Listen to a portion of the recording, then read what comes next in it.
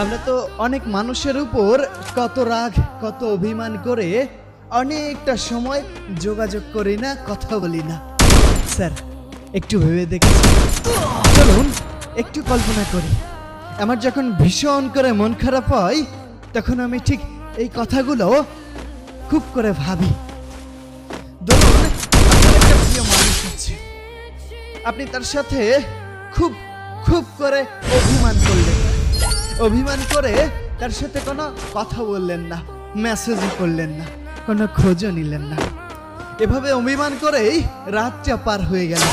সকালেও সে আপনার কোনো খোঁজ নিল না, আপনিও তার কোনো খোঁজ নেওয়ার সময় পেলেন না, কারণ মধ্যরাতে স্যার আপনার ভীষণ করে বুকে ব্যথা করছিল।